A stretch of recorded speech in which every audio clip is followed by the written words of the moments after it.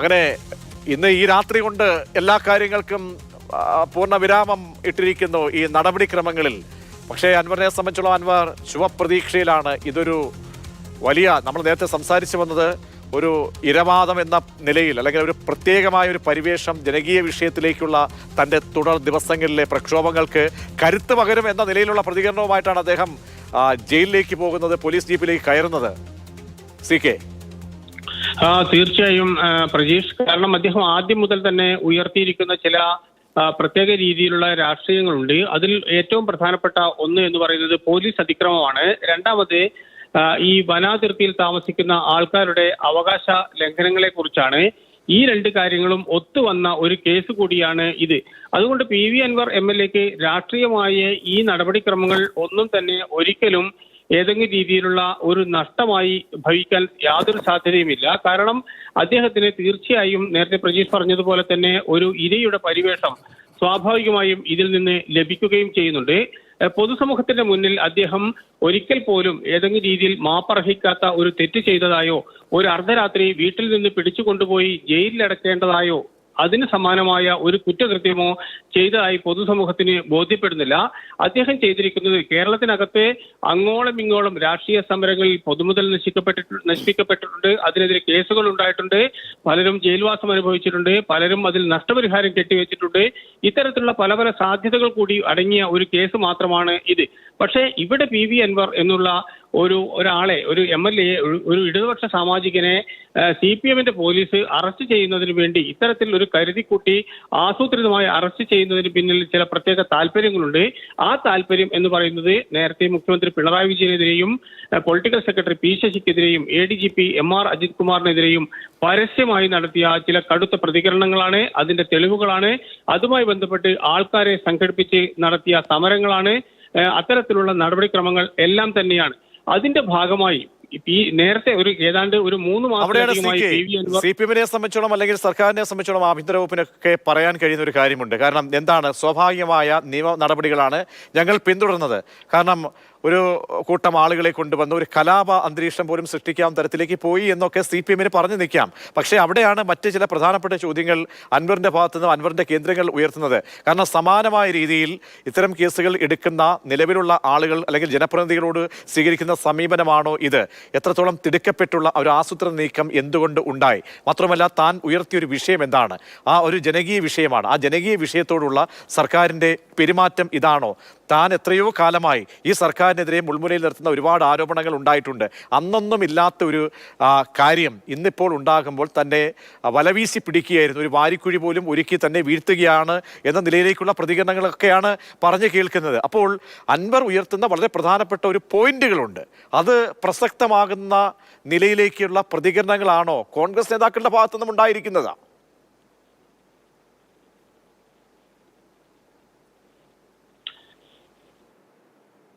CK സ്വാഭാവികമായും അൻവർ ഉയർത്തുന്ന കാര്യങ്ങളിൽ ചില വസ്തുതകളുണ്ട്. അത് നമുക്ക് നിയമത്തിന്റെ മുന്നിൽ വെച്ച് നോക്കിയാലോ രാഷ്ട്രീയത്തിന്റെ മുന്നിൽ വെച്ച് നോക്കിയാലോ പാടെ തള്ളിക്കളയാൻ കഴിയുന്ന ഒന്നല്ല.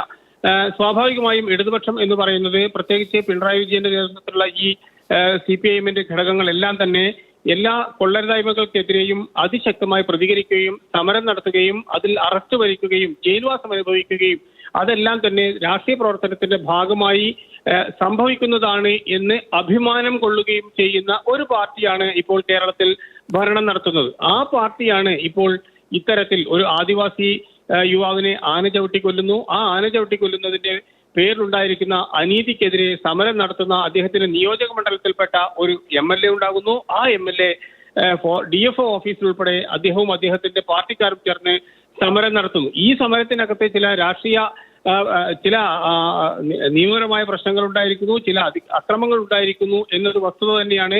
അതിനൊക്കെ നടപടിയെടുക്കുന്നതിന് വേണ്ടിയും കേസെടുക്കുന്നതിന് വേണ്ടിയുള്ള സമയവും കാലക്രമങ്ങളും ഇനിയും അവശേഷിക്കുന്നുണ്ട്. എന്തുകൊണ്ട് ഒരു MLA, അതും PV അൻവർ എന്ന് പറയുന്ന ഒരു MLA, പ്രത്യേകിച്ച് ഒരു ആദിവാസിയെ ആന ചവിട്ടി കൊന്ന ഒരു സാഹചര്യം നിലനിൽക്കെ, വൈകാരികമായ ഒരു സാഹചര്യം നിലനിൽക്കെ എന്തുകൊണ്ട് അദ്ദേഹത്തിന്റെ വീട്ടിൽ ചെന്ന് വലിയ പോലീസ് സന്നാഹത്തോടുകൂടി വീട് വളഞ്ഞ് അറസ്റ്റ് ചെയ്യുന്നു? അറസ്റ്റ് ചെയ്തതിനു ശേഷം അദ്ദേഹത്തിന് ഈ പറയുന്ന കുറ്റങ്ങൾ ചുമത്തപ്പെടുന്നു. 2 നോൺ ബെയിലബിളായ ജാമ്യം കിട്ടാൻ സാധ്യതയില്ലാത്ത 2 കുറ്റങ്ങൾ ചുമത്തുന്നു. ഒന്ന് പൊതുമുതൽ നശിപ്പിക്കുന്നു, രണ്ടാമത്തേത് പോലീസ് ഉദ്യോഗസ്ഥരുൾപ്പെടെയുള്ളവരുടെ ഔദ്യോഗിക കൃത്യനിർവഹണം തടസ്സപ്പെടുത്തുന്നു. ഈ 2 കുറ്റങ്ങൾ കൂടി ചുമത്തി അദ്ദേഹത്തെ അറസ്റ്റ് ചെയ്യുന്നു. രാത്രി തന്നെ റിമാൻഡ് ചെയ്യുന്നു. ഏതാണ്ട് ഇപ്പോൾ കൃത്യം 12 മണിയാകുന്നു. ഈ 12 മണിയാകുമ്പോഴേക്ക് അദ്ദേഹത്തെ തവനൂർ ജയിലിലടക്കുന്നു.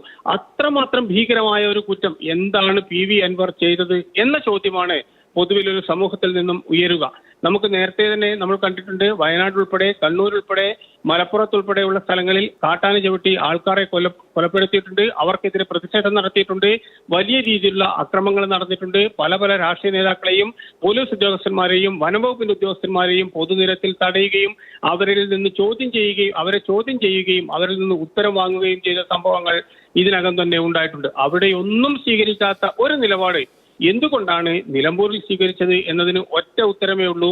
അത് നിലമ്പൂർ MLA ഇപ്പോൾ CPM-ഉമായും കേരളത്തിലെ സർക്കാരുമായും ഇഴഞ്ഞു നിൽക്കുന്ന ഒരാളാണ്. അവർക്കെതിരെ അതിശക്തമായ വിമർശനം ഉന്നയിക്കുന്ന ഒരാളാണ് എന്നത് മാത്രമാണ്. എന്ന് വെച്ച് PV അൻവറോ അദ്ദേഹത്തിന്റെ രാഷ്ട്രീയ പാർട്ടിയോ നടത്തിയ അതിക്രമങ്ങളെയോ DFO ഓഫീസ് അക്രമങ്ങളെയോ ഒന്നും തന്നെ ന്യായീകരിക്കാവുന്നതല്ല. പക്ഷെ അതിനെല്ലാം തന്നെ സമയമുണ്ട്. ഒരു ആദിവാസി മരിച്ച് 15 മണിക്കൂറിലധികം അദ്ദേഹത്തിന്റെ മൃതദേഹം പോസ്റ്റ്മോർട്ടം ചെയ്യാൻ ഉണ്ടായ കാലയളവ് പോലും, അത്തരത്തിലൊരു 15 മണിക്കൂർ കാലയളവ് പോലും PV അൻവറിനെതിരെ ഒരു കേസ് ചുമത്താനോ അദ്ദേഹത്തെ അറസ്റ്റ് ചെയ്യാനോ എത്തിയുള്ള ഈ അറസ്റ്റാണ്. അതാണ് വളരെ പ്രധാനപ്പെട്ട ഈ വ്യഗ്രതയെ നമ്മൾ കാണുന്നത്. PV അൻവർ ഒരു MLA ആണ്. അദ്ദേഹത്തിന് ഒരു നോട്ടീസ് കൊടുത്തു കഴിഞ്ഞാൽ അദ്ദേഹം ഹാജരാകാതിരിക്കില്ല. അദ്ദേഹത്തെ അങ്ങനെ വിളിച്ചു വരുത്താം, അങ്ങനെ അദ്ദേഹത്തിന്റെ മൊഴി രേഖപ്പെടുത്താം, സ്വാഭാവിക നടപടികളിലേക്കൊക്കെ തന്നെ പോലീസിന് പോകാം. അങ്ങനെ ഒക്കെ ഉള്ള നടപടിക്രമങ്ങൾ നിലനിൽക്കെ ഈ വീട് വളഞ്ഞ് ഒരു പിടികിട്ടാപ്പുള്ളിയെ പോലെ അദ്ദേഹത്തെ അറസ്റ്റ് ചെയ്ത് കൊണ്ടുപോയതിൽ ഒരു ന്യായീകരണം ഇല്ല. പ്രത്യേകിച്ച് നമ്മൾ പറഞ്ഞു വന്നതുപോലെ അദ്ദേഹത്തിന്റെ മണ്ഡലത്തിലെ ഒരു ജനകീയ പ്രശ്നമാണ് അദ്ദേഹം അഡ്രസ്സ് ചെയ്തത്. അഡ്രസ്സ് ചെയ്യുമ്പോൾ അതിവൈകാരികമായിട്ടുള്ള പ്രതികരണങ്ങൾ അതുണ്ടാകാൻ പാടില്ലാത്തതാണ്. പ്രത്യേകിച്ച് നമ്മുടെ നാട്ടിലൊരു നടപ്പ് സംവിധാനവും നമ്മളൊക്കെ ഈ പൊതുമുതൽ നശിപ്പിക്കപ്പെട്ടതിൻ്റെയൊക്കെ തന്നെ ഒരുപാട് തിക്തഫലങ്ങൾ കണ്ടതാണ്. അപ്പോൾ അതൊരിക്കലും അത് അംഗീകരിക്കാൻ പാടില്ല. നമുക്കതിൻ്റെതായ നിയമവ്യവസ്ഥകളുണ്ട്. പക്ഷേ ഈ രീതി അതാണ് വിമർശന വിധേയമാകുന്നതല്ലേ? തീർച്ചയായും അതെ. കാരണം ഓരോ കുറ്റത്തിനും ഓരോ രീതിയിലുള്ള നടപ്പ് രീതികളുണ്ട്, അല്ലെങ്കിൽ അതിന് ഗ്രാവിറ്റി ഉണ്ട്. ആ ഗ്രാവിറ്റിക്ക് അനുസരിച്ചുള്ള നടപടിക്രമങ്ങളാണ് സ്വാഭാവികമായും സ്വീകരിക്കുക. ഇന്നിപ്പോൾ നമ്മൾ വൈകിട്ട് കണ്ടതാണ്, കല്യോട് ഇരട്ട കൊലപാതക കേസിലെ പ്രതികളെ കണ്ണൂർ സെൻട്രൽ ജയിലിന്റെ മുന്നിൽ കൊണ്ടുവന്നപ്പോൾ അവിടുത്തെ അവിടെയുള്ളായിരുന്ന CPM പ്രവർത്തകർ അവർക്ക് അഭിവാദ്യം അർപ്പിച്ചുകൊണ്ടും മുദ്രാവാക്യം വിളിച്ചുകൊണ്ടും സ്വീകരിക്കുന്നു. ഇത് സ്വാഭാവികമായും ഏത് നിയമത്തിന്റെ പിൻബലത്തിലാണ്, ഏത് നടപടിക്രമങ്ങളുടെ പിൻബലത്തിലാണ് എന്ന ചോദ്യം ഉയർന്നുണ്ട്. അവിടെ നിന്നും മണിക്കൂറുകൾ അതിനെ മുഴുവൻ ന്യായീകരിച്ച ഒരാളാണ് മുൻ MLA-യും അതോടൊപ്പം തന്നെ CPM-ന്റെ സംസ്ഥാന സമിതി അംഗങ്ങളും മറ്റു പാർട്ടി നേതാക്കളും എല്ലാം തന്നെ. അത് കഴിഞ്ഞ് ഏതാനും മണിക്കൂറുകൾ കഴിയുമ്പോഴാണ് ഒരു ന്യായമായ ആവശ്യം, വൈകാരികമായ ആവശ്യം, തികച്ചും അരക്ഷിതരായ കേരളത്തിലെ പൊതുസമൂഹത്തിന്റെ അകത്ത് നിന്നും അന്യവൽക്കരിക്കപ്പെട്ട ആദിവാസികളുടെ, അതോടൊപ്പം തന്നെ വനത്തിനകത്ത് താമസിക്കുന്നവരുടെ എല്ലാം തന്നെ ഏറ്റവും പ്രധാനപ്പെട്ട പ്രശ്നമായ വന്യജീവി ആക്രമണം. ആ ആക്രമണത്തിനകത്ത് പരിക്കേൽക്കുക മാത്രമല്ല മരണപ്പെടുക കൂടി ചെയ്ത ഒരു ആദിവാസിയായ 37 വയസ്സുകാരന്റെ ഒരാളുടെ മൃതദേഹവുമായാണ് PV അൻവർ സമരം തുടങ്ങിയിരിക്കുന്നത്. ആ സമരത്തിൽ അദ്ദേഹം ആവശ്യപ്പെട്ട ആദ്യത്തെ കാര്യം, എന്തുകൊണ്ട് ഇത്രയും സമയം ഇത് ഈ പോസ്റ്റ്മോർട്ടം ചെയ്യുന്നതിന് വേണ്ടി വൈകി, എന്തുകൊണ്ട് അദ്ദേഹത്തിന്റെ കുടുംബത്തിന് നഷ്ടപരിഹാരം പ്രഖ്യാപിക്കുന്നില്ല, അത് നൽകുന്നില്ല. ഏറ്റവും കുറഞ്ഞത് അദ്ദേഹത്തിന് നഷ്ടപരിഹാരം കൊടുത്തതിന് ശേഷമാണ് PV അൻവർ MLA-ക്കെതിരെയുള്ള നടപടിക്രമങ്ങൾ നടന്നിരുന്നത് എങ്കിൽ അത് കുറെ കൂടി ന്യായീകരിക്കാവുന്ന ഒന്നാകുമായിരുന്നു സർക്കാരിന്റെ ഭാഗത്ത് നിന്ന്, പോലീസിന്റെ ഭാഗത്ത് നിന്ന്. ഇത് ഏതോ ഒരു കേന്ദ്രത്തിൽ നിന്ന് പോലീസിന്റെ തലപ്പത്തേക്ക് ഒരു സന്ദേശം വരുന്നു. ആ സന്ദേശം ശിരസാവഹിച്ചുകൊണ്ട് ഒരു കൂട്ടം പോലീസുകാർ PV അൻവറിന്റെ വീട് വളയുന്നു. അവിടെ നിന്ന് അദ്ദേഹത്തെ നമ്മൾ പരാമർശിക്കുന്നത്, നമ്മൾ ചേർത്ത് വായിക്കാൻ ആഗ്രഹിക്കുന്നത്, നിയമസഭയെ ലോകത്തിന് മുഴുവൻ നാണക്കേടുണ്ടാക്കി അരങ്ങേറിയ സംഭവം നമ്മുടെ മുന്നിലുണ്ട്. അതിന്റെ നിയമവഴികളിൽ തടയിടാൻ വേണ്ടിയൊക്കെ തന്നെ സർക്കാരിന്റെ പ്രത്യേക താല്പര്യവും പൊതുമുതൽ എടുത്തുകൊണ്ടുള്ള നീക്കങ്ങളൊക്കെ നമ്മുടെ മുന്നിലുണ്ട്. അപ്പോൾ അതിനേക്കാൾ വലിയ സംഭവമൊന്നുമല്ല ഈ കേസ്. അതിൽ നിയമപരമായ പ്രശ്നങ്ങളുണ്ടോ എന്ന് ചോദിച്ചാൽ ഉണ്ട്. അത് സ്വാഭാവികമായ രീതിയിൽ കേസിൻ്റെ വഴിക്ക് പോകേണ്ടതാണ്. അപ്പോൾ നമ്മളൊരു പ്രക്രിയയിലേക്ക് ഇറങ്ങുമ്പോൾ അതിൻ്റെ ഉദ്ദേശശുദ്ധി സംബന്ധിച്ചാണെങ്കിൽ അത് എല്ലാ നിലയിലും അത് എല്ലാവരും അതിന് വിധേയപ്പെട്ടതാകണം. പക്ഷേ അൻവറിൻ്റെ കാര്യത്തിൽ മാത്രം ഒരു പ്രത്യേക താല്പര്യം ഏതോ കോണിൽ നിന്നും ഉണ്ടാകുന്നുണ്ടോ എന്ന് പൊതുജനങ്ങൾ സംശയിച്ചാൽ, കാരണം ഇതുവരെ അൻവറിനെ തള്ളാനോ കൊള്ളാനോ തയ്യാറാകാതിരുന്ന ആളുകൾ പോലും പ്രതിപക്ഷ ചേരിയിൽ നിന്നും വലിയ ഉത്കണ്ഠ രേഖപ്പെടുത്തുമ്പോൾ അൻവറിനൊരു സ്വീകാര്യത ഇക്കാര്യത്തിൽ ഉണ്ടാകുന്നുണ്ട്.